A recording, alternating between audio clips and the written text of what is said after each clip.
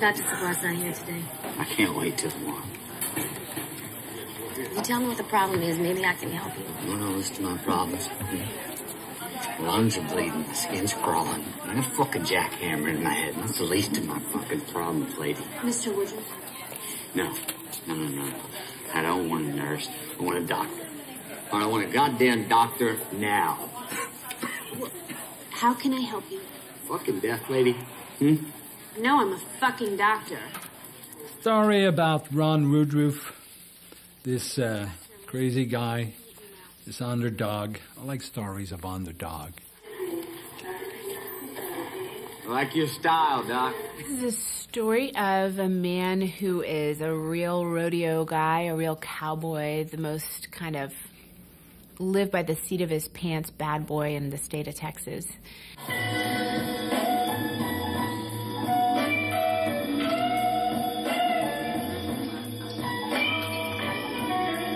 Ron Woodroof is, in some ways, an anti-hero. He's the guy you fall in love with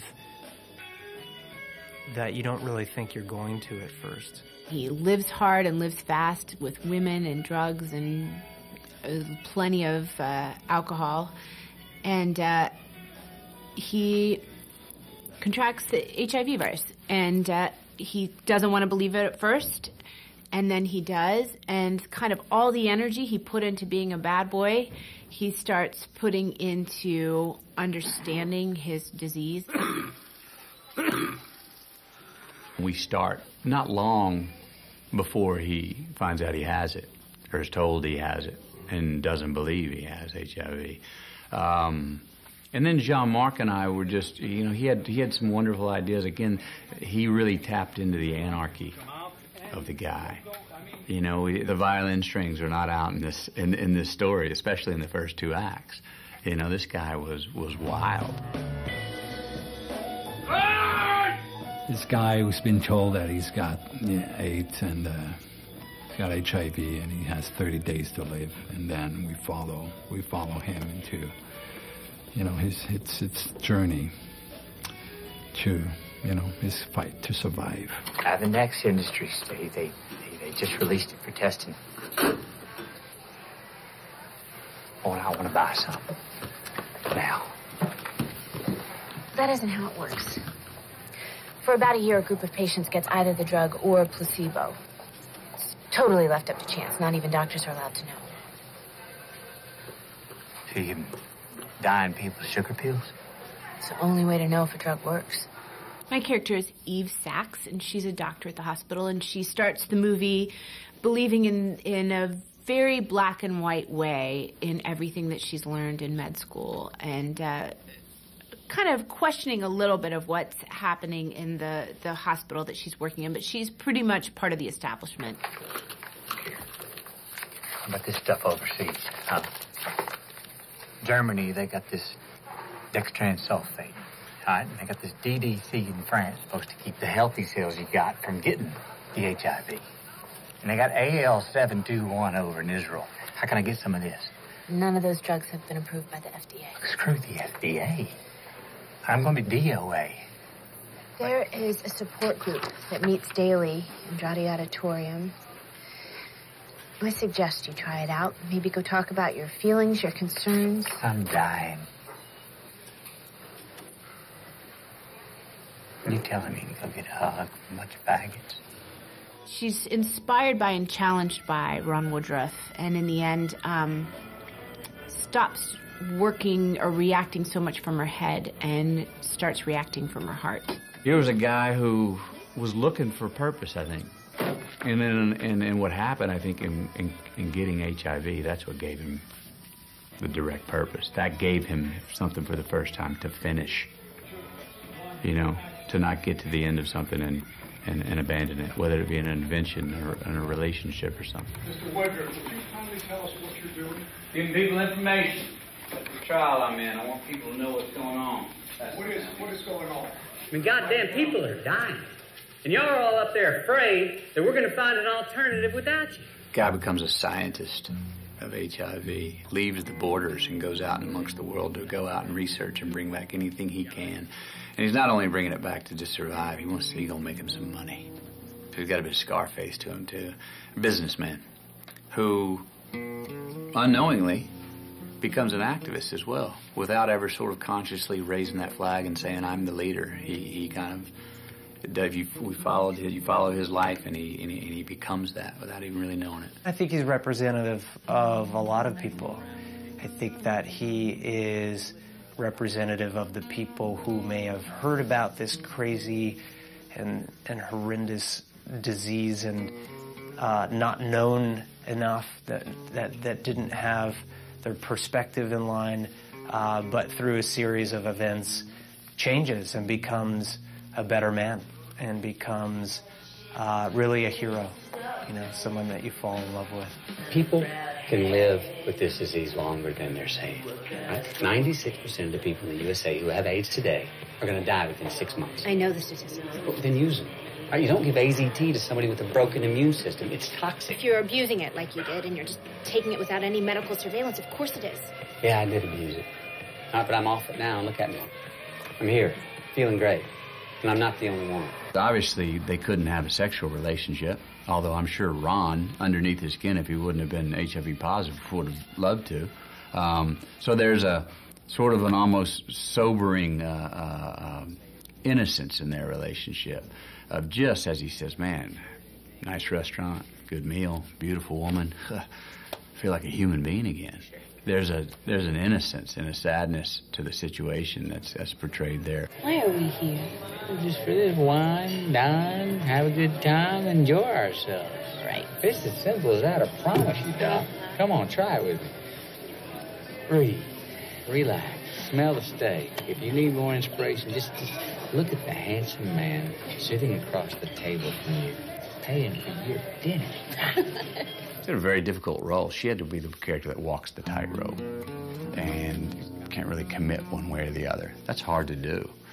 So Jennifer's got an elegance and a humanity where you just know that she damn well cares about people and wants to do the best thing. I read everything I could get my hands on from the early 80s through the kind of mid to late 80s about HIV AIDS, and I read the stuff that was written then because that perspective was so different. Now looking back we know so much, but at the time there was just fear, and there were just, it was like people had pieces to a million-piece jigsaw puzzle, but they didn't know what it was supposed to look like or where anything was supposed to go. And so just reading and realizing, oh, they were right about this, oh, they were wrong about this. And so I just gave myself a picture that way, and then we had excellent people to talk to who were doctors and worked in HIV and AIDS at that time. The NyQuil stops the hacking instead of spitting in your cup, and then you get it.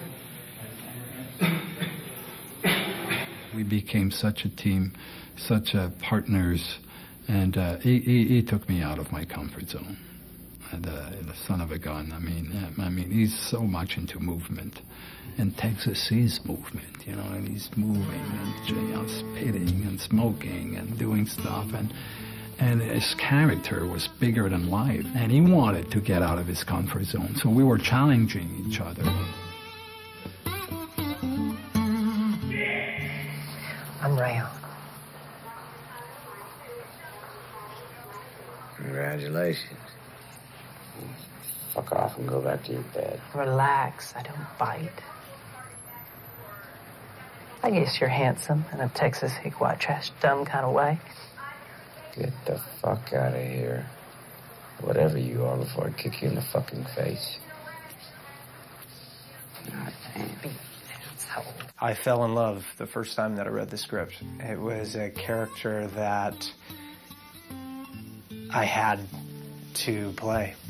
Jean-Marc and I laughed yesterday and we said, oh, we're going to get to meet Jared today, because he was Rayon 100% of the time. He was always Rayon, and it seemed like he had always been Rayon. It wasn't like, oh, I'm in character. It just seemed like this is somebody who is enjoying this so much, he's not going to waste a minute of it. I mean, he showed up as Rayon, he went home as Rayon, and I can't imagine, I think if you had called him on the weekend, Rayon would have answered the phone. He got a nice beat. Right, he's done straight.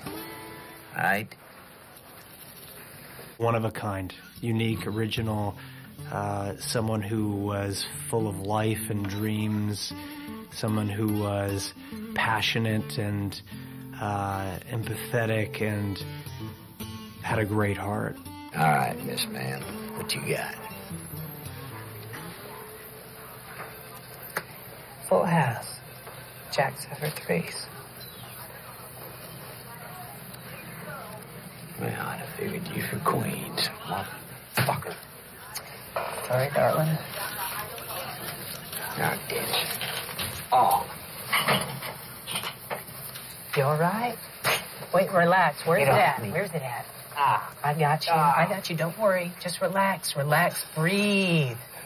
Breathe. Right there. That's it. That's it. Right Breathe. there. Breathe. Get it. Get it. I got it. There was this really intriguing relationship between he and this transsexual Rayon, you know, and they're almost, they're not roommates, but they collude, they come together. And that, if anything, was the love story as far as relationship-wise, their partnership, the way they work together. They're the odd couple. Rayon does have an amazing sense of humor. She uses humor to kind of overcome, challenges or obstacles, as people often do when they are faced with enormous challenges or obstacles. I really appreciated how grounded he made the work, because this role is something that anyone could have caricaturized or overdone or tried to do too much with. And he kept it very human and grounded, and it was very easy to listen to, and he listened well, and so we were meeting each other. I met him as Rayon, so every day when I go to work and work with him, I was working with Rayon. Hey! Jesus fucking Christ, you fucking idiot. I've been looking for you, Lone Star. You know I could have killed you? Huh? I feel better. I wanted to thank you. Well, good for you. Now, get the fuck out of my car. I need more of that cocktail shit you got. Listen, Tinkerbell, unless you got more cash or new clients, I'm busy. Now, get the Let's fuck out of my car. just do this quickly so I can get the fuck out. You got enough for 20 of us? Yep. You know what? You don't deserve our money, you homophobic asshole.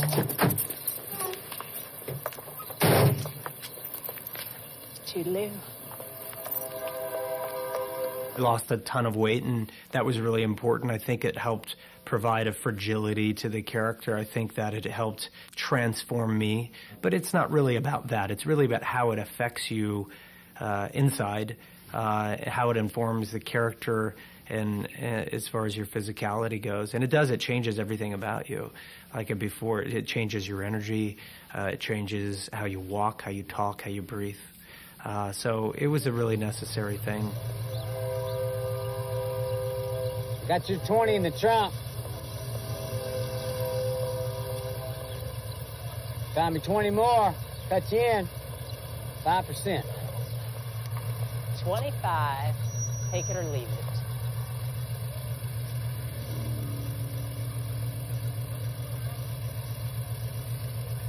I don't have all day. First thing was to give the audience an emotional ride, quite a journey there, because it is an emotional story. And then to respect the facts around Ron, what he went through. He was a stubborn son of a gun, and he did it his own way, and he fought, and he didn't want to have anything to do with AZT, and at one point, AZT made a difference. And he was wrong there. So today, AIDS is still there, and access to treatment can make a difference. He was dealing drugs, man. That's what he was doing. He just happened to be dealing something that was helping people live longer that had HIV. And he was making money off of it. Like he says, he wasn't running a charity. So there was an anarchy to the guy. You have over 3,000 pills here. You're only allowed to bring in a 90-day supply. Yes. As I was telling the gentleman earlier, I'm a sick man. I happen to have cancer. I take 33 pills a day. This is my 90-day supply.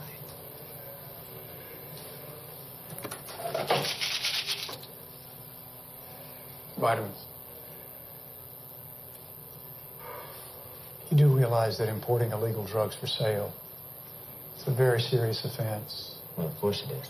And as I said, they're not for sale. Nor are they illegal. Merely unapproved. Hand to God, I promise to take every single one of these pills myself. My life depends on it. Son. One thing that was important to me was to maintain this anarchic spirit, that this guy was an SOB, that this guy was a real bastard and a real badass and a real selfish son of a bitch. Maintain that. And not fear that we're going to lose the humanity. Not fear that no one would ever sympathize, as someone might say. Not fear that. Trust it. If you stay on track with this guy of who he really is and keep him a businessman. Keep him a businessman. Don't have him in the middle going, well, no, I want to help everybody out. Just keep him a businessman. Keep him liking his gold and his Cadillac. That the humanity will come out of that. Your office is next door.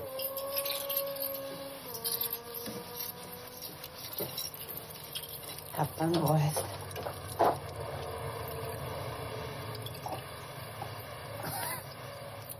El Producto de Mexico. Now, this is all for your personal use. Oh, absolutely. I got you paperwork for your corporation. I do not want to know what that is for. Well, I ain't selling drugs no more, counselor. No, I'm giving them away for free by selling memberships. $400 a month in dues, and you get all the meds you want. You son of a bitch. Bitches, plural. There's a bunch of faggots up in New York running a hell of a racket, just like this. That's where I got the idea. Welcome to the Dallas Buyers Club. The first person that I actually reached out to when the script came back to me was Matthew McConaughey. And I thought to myself, Matthew's from Texas. He's a cowboy. He's so charismatic. He can just, he's just got that amazing smile. He's so seductive. And I thought that he had the perfect sort of blend, to be able to play Ron. He has the charisma and the charm, but at the same time, I think that he could be, he can be tough and he can be, deceiving and sort of all of those qualities that Ron, had. And so he was the first person that I went to. I actually sent it to his agent, and he sent it to Matthew, and Matthew read it immediately and said, I'm in, I'm doing it. He is so dedicated and really believed in this character. He understood this character. He's from Texas, and he really put his heart and soul into it. It's not just the weight loss. It was the way he went headfirst into this character and understanding this character. 3, 2, 1, action! This is peptide T, protein, totally non-toxic. One thing that Jean-Marc brings to the table is that he, has such an organic style. I mean, I remember when I saw his movie Crazy, which I just fell in love with. It was so incredible and so unique and so special. And then, in the next breath, he does a movie like Young Victoria, which is so traditional and so different, that I just knew that he was going to make such a beautiful, very real movie. Jean-Marc had such great instincts and such a great eye for whatever was human. And often in a really hard time, what's human is humor. So he would look for those moments that we would just do, or look for an opportunity that where he could suggest something, and he would just go after it. Anything saccharine, he dumped. Anything overtly emotional, he saved for specific moments. He was really brilliant about calibrating everyone's kind of emotional ride, so we weren't all just crying the whole time. I think about it like climbing a mountain. You prepare an expedition, you plot, you plan, you look at maps, you gather supplies, and you go. And once you go, you've committed. And you're going to reach the summit no matter what. And when you reach the summit, you got to turn around and get back down safely as well. But we were, all of us we all had our commitments. You know, whether we were staying in character or not, everybody had their commitments. I simply did what I needed to do to get to where I needed to go and to contribute to this phenomenal project. You know, I'm so glad that I had the opportunity to do it.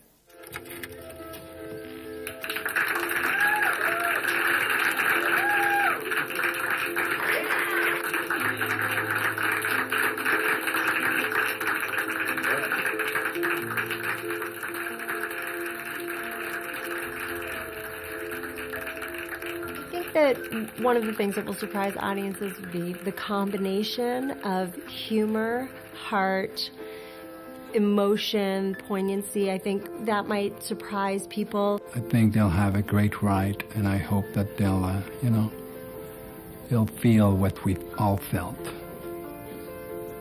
during the shoot. And after reading that script, they'll be touched by the humanity of this amazing story.